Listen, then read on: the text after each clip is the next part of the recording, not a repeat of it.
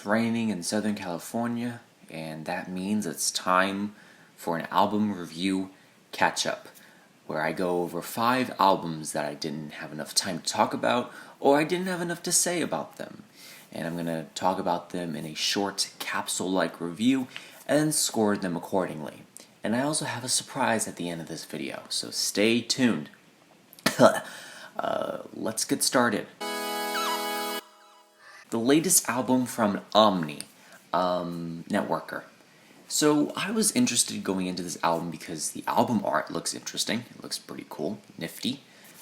And coming out of this thing, I don't know, kind of appalled by how boring it sounds. It is a very boring album. I think it's so sterile, so clean of a post-punk and indie rock album. Maybe because the foundations of indie rock and post-punk, they were supposed to be a little dirty, a little lo-fi. This just sounds like it has been in the works for years, in every guitar passage, in every arpeggio, and everything about the drums, everything about this album was thought about years before this album was being made. To me, it's just as boring as indie rock and post-punk can get. It has some pretty cool guitar work here and there, but the guitar work goes throughout most of the album, and the drums, the bass, and everything, it's just so similar. It just kind of flies by you. It goes by you without anything. It's just so boring. I would say check it out if you like that kind of interesting angular guitar work, but for the most part, this just was not for me. It's painfully average at best. A C would suffice. Anamanaguchi with the album USA in brackets.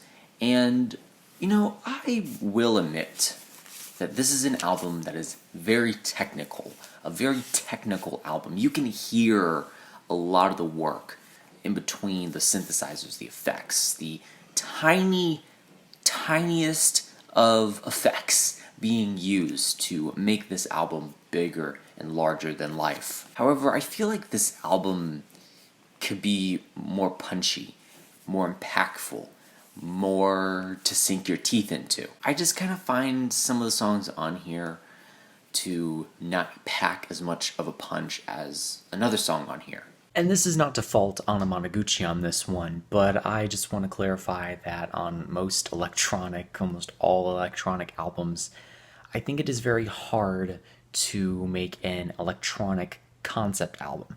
It was very interesting on this album, I'm not going to deny that, but it just is a hard feat to do, and I really don't think Anamanaguchi did it on this one. However, I will say that there are a number of songs on here that I find very intriguing, very impactful, very enthralling, but for the most part, I think that they get lost in this concept and this theme that is running throughout this entire album. It is an interesting idea for an electronic album to have a concept behind it. That's nothing really new, but it's very hard to perfect, and I just don't think Anamanaguchi did it on this album. However, I am completely open for Anamanaguchi doing it on another album and doing it well.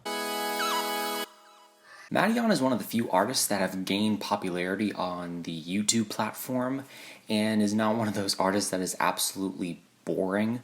Marshmello and maybe even a Justin Bieber. I mean, even though he's a pretty defining character in pop music, Justin Bieber can still be a little one-dimensional at points. But Madeon, back to Madeon, I should like this. I like electronic music, I like this style, but this just isn't clicking with me all that much. I enjoyed Adventures, but I will say that this is a slight improvement from what Adventures was doing. However, I just found myself to be not as compelled by a lot of the instrumentation, by a lot of the production on this album. Again, I should like this. I like electro-pop music, I like new disco sounds in an album, but I just can't get into this as much. It's not bad though, so maybe a B-, maybe.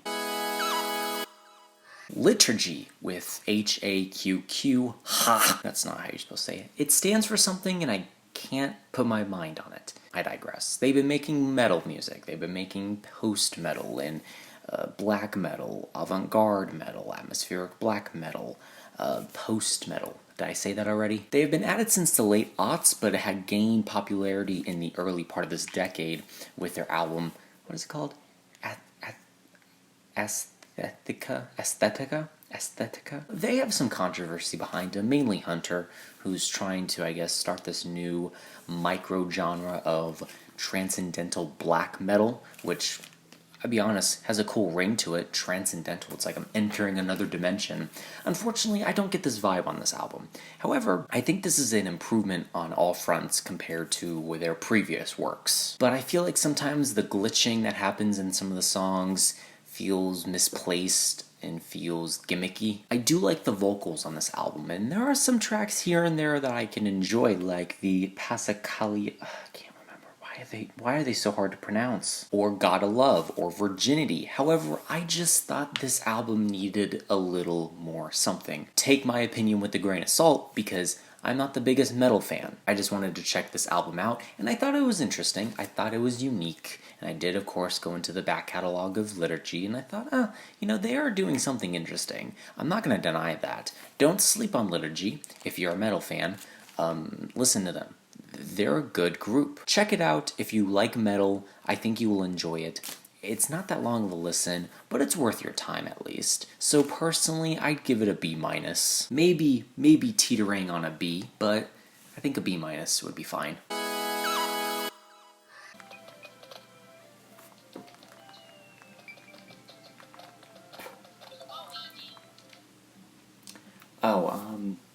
I don't know.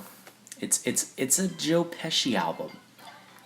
Why is Joe Pesci making music? I mean, I guess I don't even know at this point. It's so cliche of its time. Like the most cliche of vocal jazz there is. And at an hour long, it's tedious. It's boring. I mean, I could definitely hear this played in the background of a retirement home, and that's about it. Yeah, I mean, he doesn't have that bad of a voice, but I wish he sung with more conviction, because most of the time his vocals are muddied by the mix. I don't know. I'm not even playing this. And I guess the last thing I'll say about this album is that, why is Adam Levine on it? Yeah, personally, I'd give this, like, the most average of scores. A C would be fine, I guess.